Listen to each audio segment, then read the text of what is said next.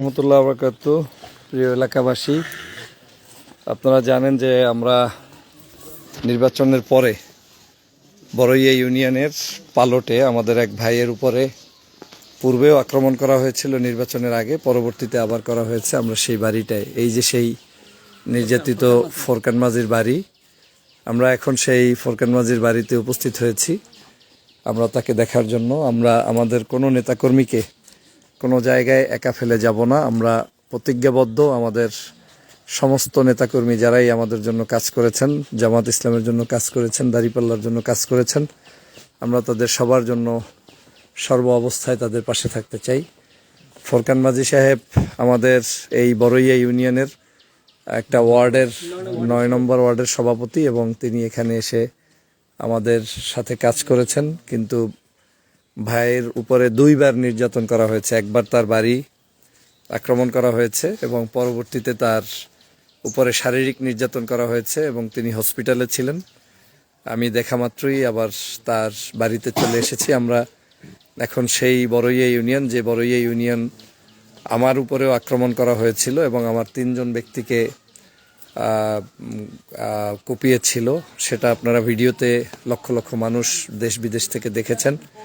আমরা আজকের সেই জায়গায় এসেছি এবং আমরা তার বাসার সামনে, এই যে এখনও তার বাসার সেই যে ভাঙচুর, সেই ভাঙচুরের চিত্র আপনারা দেখতে পাচ্ছেন প্রিয় ভাইরা।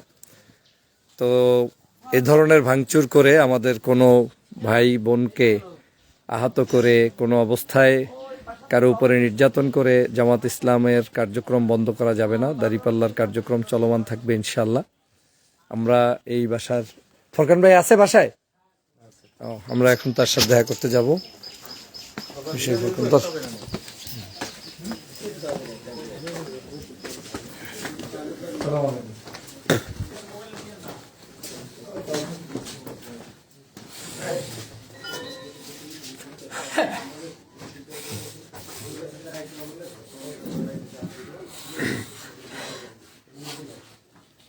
আপনারা ভিত্তি করেই এক সময় দেখবেন যে দাঁড়িপাল্লা জয় জয়কার হবে ইনশাআল্লাহ। প্রিয় ভাইরা, এই হচ্ছে আমাদের সেই ফোরকান মাঝি ভাই, যিনি অনেক ত্যাগ স্বীকার করে এই অঞ্চলের মানুষদেরকে নিয়ে দাঁড়িপাল্লা প্রতীকের জন্য কাজ করেছেন। এবং আপনারা জানেন যে আমাদের রাজাপুর এবং কাঠালিয়ার মধ্যে সবচাইতে কঠিন একটা প্লেস হচ্ছে বড়ইয়া ইউনিয়ন, যেখানে আমাদের এজেন্ট থাকতে দেওয়া হয় নাই, নেতাকর্মীদেরকে সংঘবদ্ধ হতে দেওয়া হয় নাই, রাতের অন্ধকারে বাড়িতে বাড়িতে আক্রমণ হয়েছে, আবার নির্বাচনের পরেও আক্রমণ হচ্ছে এবং সর্বশেষ নির্বাচনের দিন কোনো সেন্টারে আমাদের কোনো লোক ছিল না, এমনকি আমি ক্যান্ডিডেট হয়ে আক্রান্ত হয়েছিলাম। তো ফোরকান মাঝি ভাইয়ের বাসায় এই এখন মিলে আমি সম্ভবত 3বার না 2বার আসলাম। তো এই তাকে আঘাত করা হয়েছে এখানে, এখানে এই যে তাকে এখানে আঘাত করা হয়েছে, শরীরের সমস্ত জায়গায় আক্রান্ত করা হয়েছে এই ভাইকে। তো এখানে করা হয়েছে শুধু একটা কারণ, যে তিনি ধর্মের পক্ষে, দাঁড়িপাল্লার পক্ষে তিনি কথা বলেছিলেন, সেই কারণে তার উপরে আক্রান্ত করা হয়েছিল। আজকের আমরা স্পষ্ট ঘোষণা দিতে চাই, আমাদেরকে বড়ইয়া ইউনিয়নের জনগণ ভোট দিতে চাইছে, কিন্তু তাদের ভোট যারা কেড়ে নিছে এই অঞ্চলের মানুষরাই ইনশাআল্লাহ এমনভাবে ফোরকান ভাইয়ের মতো প্রতিবাদী হয়ে উঠবে, যারা তাদের জীবনের বিনিময় হলেও এই অঞ্চলে দাঁড়িপাল্লা প্রতীকের জন্য মানুষ জয় জয়কার করবে। আপনারা জানেন যে গত কয়েকদিন আগে এইখানে একটা পরিবারের প্রায় 6টা গরু নেই, গরু চুরি হয়ে গেছে। কি দোষ তাদের আল্লাহ জানে, কারা নিছে, কোথায় নিছে, এটা দেশের মানুষ ভালো করে বুঝতে পারতেছে না।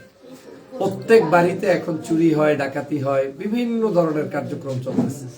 আল্লাহ আমাদের এই পরিবেশ থেকে মুক্ত করুক। আমরা এমন একটা দেশ চাই যেখানে চুরি হবে না, সন্ত্রাসী হবে না, চাঁদাবাজি হবে না, প্রত্যেকটা মানুষ শান্তিতে থাকবে।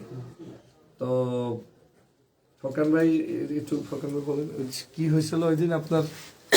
দিন আমি তো নির্বাচনের পরেই নিজেকে একটু আড়াল করে রাখছি, যে থাক বাড়ির কাছে ক্যান্ডিডেট, ওরা আমার সাথে ঝগড়া জটিলতা করতে পারে।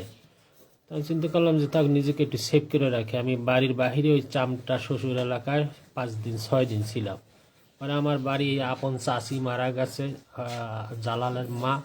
চিন্তা করলাম একই ফ্যামিলির লোক, তো জানাজা অন্তত থাকবো না। তো আমি রাত্রে গোপনে জানাজায় বিকেলে অ্যাটেন্ড করছি। তো সকালে আবার খুব সকালে বের হয়ে যাইতেছিলাম যে আমি আমার গন্তব্যে আবার গোপন এসে যাই।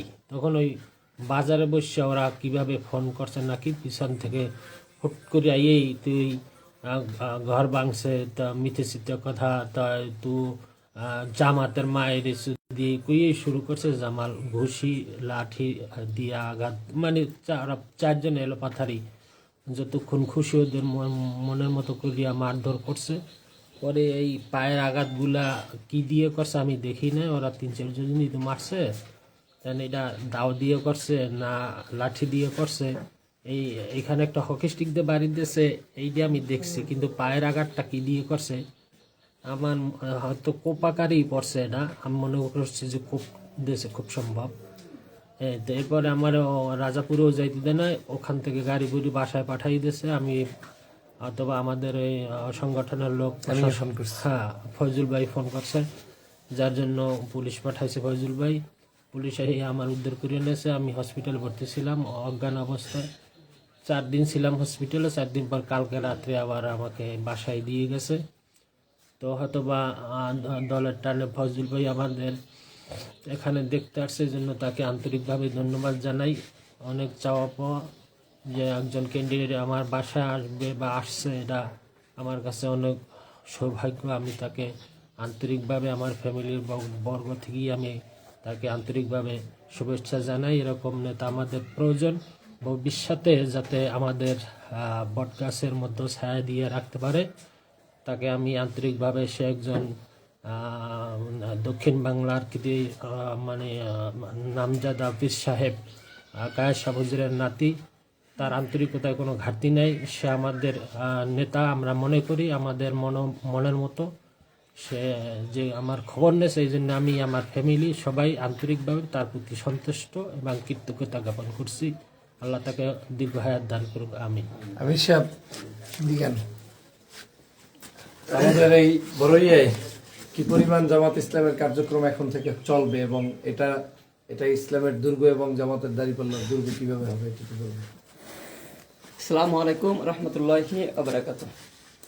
বড়ইয়া ইউনিয়নের মানুষ আসলে ইসলামের প্রতি অত্যন্ত আন্তরিক, তারা ইসলামকে ভালোবাসে আর এই লক্ষ্যে দাঁড়িপাল্লাকে সমর্থন দিয়েছে। যারা সমর্থন দিয়েছে তাদেরকে আমি ধন্যবাদ জ্ঞাপন করছি। আর অনেকেরই ইচ্ছা ছিল যে দাঁড়িপাল্লা প্রতীকে এই পরিমাণ ভোট দেবে, তাদের ধারণা, মানে আমাদের ধারণা ছিল যে আমরা এখান থেকে প্রায় 70 থেকে 80 ভাগ ভোট দাঁড়িপাল্লা থেকে দেব। জনগণের এরকম সমর্থনও ছিল, কিন্তু আমাদের যথার্থ পরিমাণ নেতাকর্মী না থাকার কারণে আমরা সেই জনগণের ম্যান্ডেটকে সঞ্চয় করতে সক্ষম হই নাই। আমরা ইনশাল্লাহ আশাবাদী আগামী 5 বছরের মধ্যে যে পরিমাণ মানে কাম্য সংখ্যক নেতাকর্মী আমরা ইনশাল্লাহ গুছিয়ে নিতে পারবো।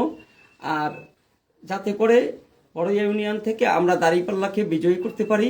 শুধু বড়ইয়া ইউনিয়ন থেকেই না, সারা বাংলাদেশে যেন দাঁড়িপাল্লার জয় জয়কার অবস্থা সৃষ্টি হয় এবং আগামী জাতীয় নির্বাচনে যেন দাঁড়িপাল্লা প্রতীক এককভাবে সংখ্যাগরিষ্ঠতা অর্জন করে এদেশকে কোরআন ও সুন্নাহর আলোকে চালাতে পারে, এই আশাবাদ আমি ব্যক্ত করছি।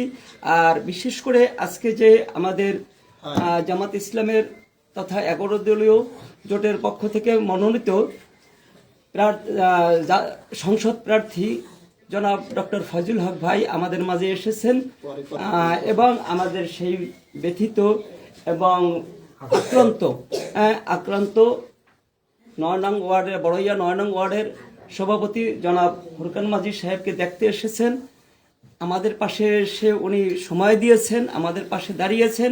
এজন্য বড়ইয়া ইউনিয়নের পক্ষ থেকে, বড়ইয়া ইউনিয়নের সকল মানুষের পক্ষ থেকে আমি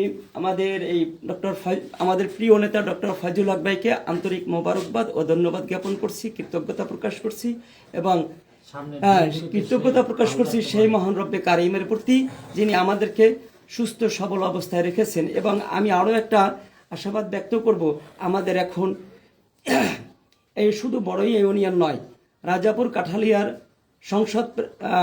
সংসদীয় নেতা জনাব রফিকুল ইসলাম জামাল ভাই, তিনি এখন আর শুধু বিএনপির নেতা নন, তিনি তো এই সিটের সকল জনমানুষের নেতা। অতএব তার কাছে আমাদের আকুল আবেদন থাকবে যে তার মাধ্যমে এবং তার নেতাকর্মীদের মাধ্যমে যেন কারো কোনো ক্ষতি না হয়, প্রত্যেকটি মানুষ যেন সুখের স্বাচ্ছন্দ্যে থাকতে পারে।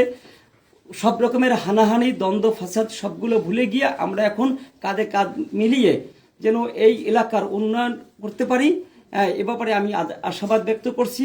এবং আমি আরও আশাবাদ ব্যক্ত করছি পরবর্তীতে যেন কারো উপরই এরকম কোনো রকমের হামলা, মামলা, নির্যাতন, নিপীড়ন না হয়, সেই আশাবাদ আমি ব্যক্ত করছি। এ ব্যাপারে জামাল ভাই অত্যন্ত আন্তরিক থাকবেন বলে আমি আশাবাদী। আল্লাহ হাফিজ, আসসালামু আলাইকুম রহমতুল্লাহি বারাকাতুহু। আমাদের শ্রমিক কল্যাণের সম্মানিত সাইদ ভাই, যিনি বড়ইয়া ইউনিয়নের তদারকির দায়িত্বে ছিলেন, নেতা আপনি কিছু বলুন জাতির উদ্দেশ্যে। জি আলহামদুলিল্লাহ, আমরা বিগত 12ই ফেব্রুয়ারির পূর্বে আমাদের রাজাপুর উপজেলা কমিটিতে ওখান থেকে আমরা প্রতি ইউনিয়নে একজন দায়িত্বশীল নির্বাচিত হই। তাই আমার এই বড় ইউনিয়ন আমার দায়িত্ব পড়ে। এরপর আমি বড় ইউনিয়নের সকল ওয়ার্ডেই ঘোরাঘুরি করি এবং বিভিন্ন কমিটি গঠন করি। তাই কমিটি গঠন উপলক্ষেও আমার বিরুদ্ধেও বিভিন্ন সময় হামলা, মামলা, এরকম হুমকি আসছে। তো হুমকি আসার পরে আমি এগুলি কানে নেই। পরে নির্বাচন আসলো, নির্বাচন সংগঠিত হইল। নির্বাচনের আগে আমাদের বিভিন্ন ওয়ার্ডে বিএনপি কর্তৃক হামলা, ভয়ভীতি এবং ভাঙচুর এগুলি কিছু সংঘটিত হয়েছে।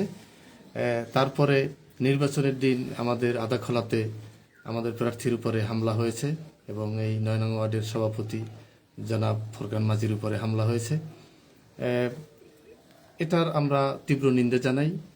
পরবর্তীতে আমি বর্তমান যিনি সংসদ নির্বাচিত হয়েছেন, যেভাবেই হন নির্বাচিত হয়েছেন, তো ওনার প্রতি আমরা এতটাই আশাবাদী যে উনি এখন রাজাপুর কাঠালিয়ার সকলেরই একজন এমপি নির্বাচিত হয়েছেন। সুতরাং উনি সকলের প্রতি যাতে ন্যায় ইনসাফের ভিত্তিতে ওনার কর্মকাণ্ড পরিচালনা করেন এবং উন্নয়নমূলক কাজগুলি করেন, এই আশা রাখছি।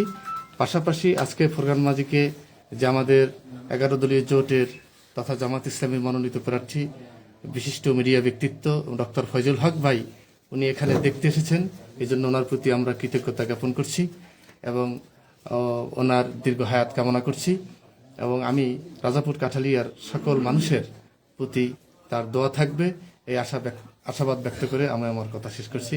আসসালামু আলাইকুম রহমতুল্লাহ। সম্মানিত প্রিয় ভাইরা, আমরা এখন এই বাড়ি থেকে আরেকটু দেখা সাক্ষাৎ করে বের হব। আমরা আপনাদের সবাইকে ধন্যবাদ জানাই, মাহে রমজানের শুভেচ্ছা জানাই। আসুন আমরা ঐক্যবদ্ধভাবে আমরা সবাই সবার পাশে থাকবো এবং সেই প্রত্যাশা ব্যক্ত করছি। সবাইকে ধন্যবাদ।